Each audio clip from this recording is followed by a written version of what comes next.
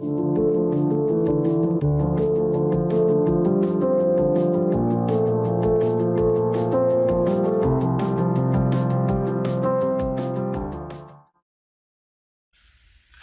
I'm Ron Strickland.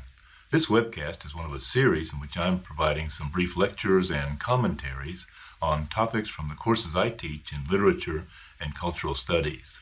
In this one, I'm going to talk about the introduction of the characters, the knight and the squire, in the general prologue to Geoffrey Chaucer's The Canterbury Tales. So Chaucer is going to tell us, he says, about each one of these characters, and he's going to describe them to us in the general prologue. And this is going to get funny. I hope I can elaborate the humor for you. First, we have the knight, and there's his picture from the Ellesmere manuscript. So there was a knight, and that one was a worthy man who, from the time that he first began, he loved chivalry and freedom and courtesy. He was very worthy in his lord's wars, and for that he had ridden, no man had ridden farther, as well in Christendom as in heathen lands. And he was honored for his worthiness, and he was at Alexandria when the heathens were defeated. If I go back to this line, no man had ridden farther and fought more, as well in Christendom as in heathen lands, do you see anything troublesome about that sentence? These chivalrous knights of the Crusades were going to the Middle East to reclaim the area around Palestine and Jerusalem for Christianity, since it was in control of the Muslims at the time. And this knight has been on these kind of campaigns, fighting against heathens. He's also fought in Christian lands. What's he doing fighting against other Christians? And one time he was with the Lord of Palatine against another heathen in Turkey. Oh, wait a minute. He's fighting on the side of one Muslim against another Muslim. What's he doing that for? Well, he always had a good price. Maybe he was as much of a mercenary, or had been from time to time, as a noble Christian knight simply fighting for his faith. Stop for a moment and compare at least how he's represented here with Beowulf's representation of himself in Beowulf. Why is Beowulf fighting always? To be remembered, Beowulf doesn't fight for money. In Beowulf, we have Sigmund. Sigmund fought for treasure. And so there's a contrast to Beowulf. Now here's this knight fighting for the glory of God. It seems that should be his purpose as a chivalrous crusading knight. But we also find sometimes he fights with one Muslim against another Muslim if the money is right. He was a very perfect, noble knight. But, the narrator says, if he's going to tell you how he is dressed now, but for to tellen you of his array, his horse were good, but he was not gay. The fustian he wear a jupon, all besmuttered with his habergeon. For he was late to come from his voyage, and went for to do his pilgrimage. He comes straight from the battlefield, and his chainmail is smattered with bloody rust. Maybe he's just been fighting in a situation where there's a possible suggestion that he's in need of prayer. Traveling with the knight is his squire, which in this case happens also to be the knight's son.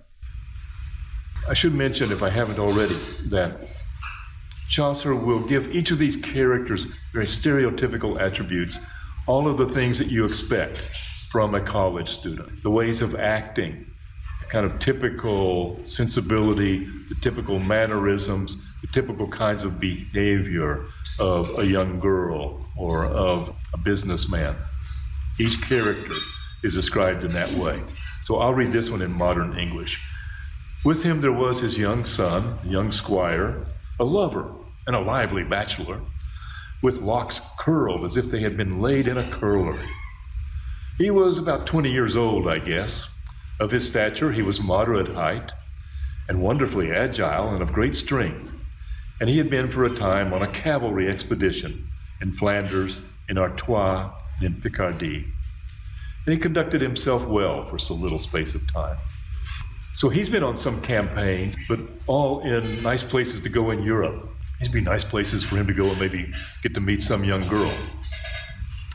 So there's a contrast between him and his father and the kind of battles they've been engaged in. He conducted himself well and for so little space in hope to stand in his lady's good graces.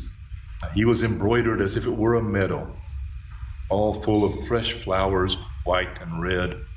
Singing he was, or fluting all the day. He was as fresh as is the month of May. He looks good. He's young, he looks the part. He has not been tested in battle yet. He's a Romeo, great potential. He knew how to make songs and well compose the words, and he could joust, and he could also dance, and he could draw and write. He loved so passionately that at nighttime he slept no more than does a nightingale. He's busy at night. Courteous he was, humble and willing to serve, and he carved before his father at the table. That was his job as a squire. The squire can be seen as a slightly satirical portrait.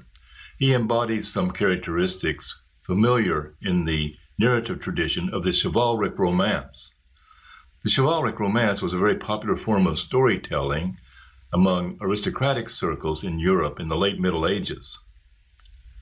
It presents the heroic ideal of a knight who is courageous, honest, loyal, faithful.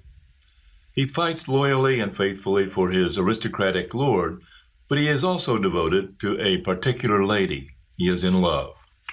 In fact, as often as not, the lady he loves is unavailable.